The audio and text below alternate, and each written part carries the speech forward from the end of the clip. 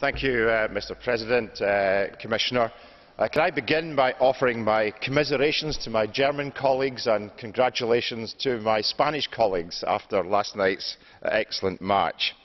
Can I begin by setting out what I believe are the two fundamental questions that we need to answer in terms of CAP reform. What is the CAP for, and why is it still relevant in the 21st century? In these times of economic crisis, debt-ridden public finances and austerity budgets, it is vital that the CAP provides answers to these questions if we want taxpayers to continue providing much-needed support for our farmers in the future. One of the fundamental challenges society faces, I believe, is how to feed a growing world demand for food, estimated by the FAO to double by the year 2050. The big challenge, of course, is how to meet that doubling of food demand against a background of less land, less water and less energy due to the impact of climate change. How do we square that circle and avoid the perfect storm predicted by UK's Chief Scientific Advisor, Sir John Beddington, when he said in 2009, "We head into a perfect storm in 2030 because all of these things are operating on the same time frame. If we don't address this, we can expect major destabilisation, an increase in rioting and potentially significant problems with international migration as people move out to avoid food and water shortages." So that's the scale of the challenge, and I believe that tackling climate change and making our agricultural production more sustainable, these objectives must be at the heart of the reform going forward. They are vital steps if we are going to continue to have a guaranteed food security for our European citizens and still make a contribution to meeting growing global demand for food.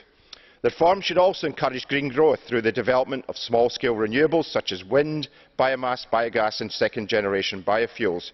That would help create jobs and provide real opportunities for farmers to diversify and earn extra income. And we also must respond to the call for greater environmental protection by ensuring farmers have an opportunity to participate in agri-environmental schemes, with the goal of a majority of farmland being covered by such a scheme over the period of the next reform. By using the carrot rather than the stick, and that's a very important principle, the carrot encouragement rather than the big stick of rules and regulations, you will get buy-in from farmers to this agenda. Fairness also has to be a key driver of the reform.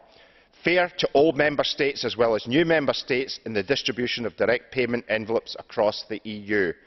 A fair distribution among farmers and member states by bringing historic payments to an end by 2020. It cannot be right or justified to continue making payments based on how you farmed some 10 years ago. And we need a fair deal for farmers in the food chain to be able to take on the power of the multiple. So fairness and the principle of fairness must be at the heart of the reform going forward. We also have to address the issue of market volatility, but in this I would urge some caution. Yes, we still need intervention in private aids to storage. Yes, we need to examine other tools such as risk assurance and futures markets.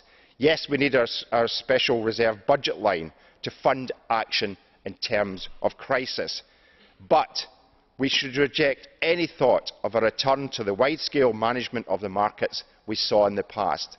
They have already been tried and they failed, and I would suggest that we do not wish to go down that road again. In conclusion, I am confident that this House will back our reforms, modernising the CAP, setting it on a new course to deliver on the new challenges of the 21st century. By backing this report, the Parliament will shape the debate, set the agenda, and I would invite the Commissioner to use our ideas to inform his proposals on CAP reform when he publishes them in November this year. Thank you very much indeed. Gracias.